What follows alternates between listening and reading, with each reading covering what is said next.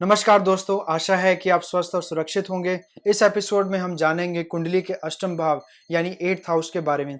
अष्टम भाव यानी 8th हाउस को मृत्यु भाव भी कहते हैं। ये भाव किसी व्यक्ति की मृत्यु और पुनर्जन्म को नियंत्रित करता है। उसके जीवन में एक बड़ी गिरावट के बाद इंसान कैसे वापस उठ पाता है, इस भाव से पता लगता है। व्यक्ति के जीवन की गहरी जड़ें और रहस्यमय दुनिया जैसे ज्योतिष, जादू, तंत्र, भूत इस भाव से देखा जाता है। 8वां भाव जो है प्राकृतिक आपदाओं जैसे नेचुरल कैलामिटीज हो गई, हमारे भूकंप हो गया, तूफान हो गया। इसके साथ बिजनेस लोन, ससुराल के माध्यम से धन, मित्रों से ऋण सहायता, import export business, tax, budget deficit, ये सारी चीज़ें जो हैं अष्टम भाव से देखी जाती हैं।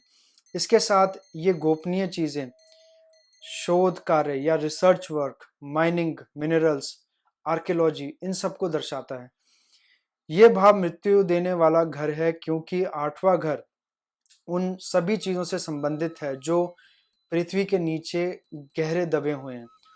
और जब कुछ ग्रह 8वें घर में होते हैं तो ये आमतौर पर एक व्यक्ति के लिए मौत का कारण बन सकते हैं।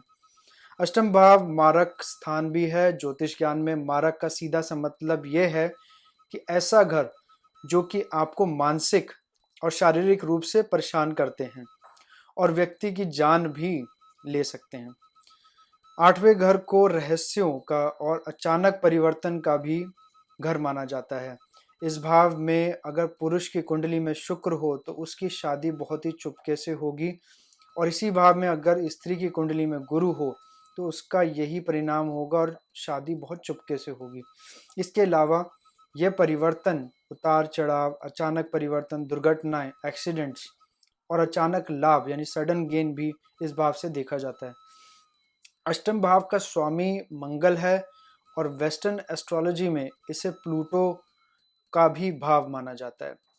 ये घर हमारे शरीर में असाध्य रोग जैसे जो क्योर नहीं हो सकते डिसीज, जैसे हम कह लें जैसे कैंसर हो गया, एड्स हो गया, ऐसी गंभीर बीमारियां इस भाव से देखी जाती हैं।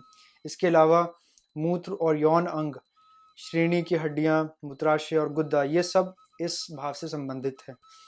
अष्टम भाव बहुत ही रहस्यमय घर है कुंडली में, और इसमें ग्रहों की स्थिति बहुत महत्वपूर्ण है। तो दोस्तों, ये था अष्टम भाव और उससे जुड़ी कुछ विशेषताएं। वीडियो देखने के लिए धन्यवाद, और हमारे चैनल को लाइक, शेयर और सब्सक्राइब करना ना भूलें।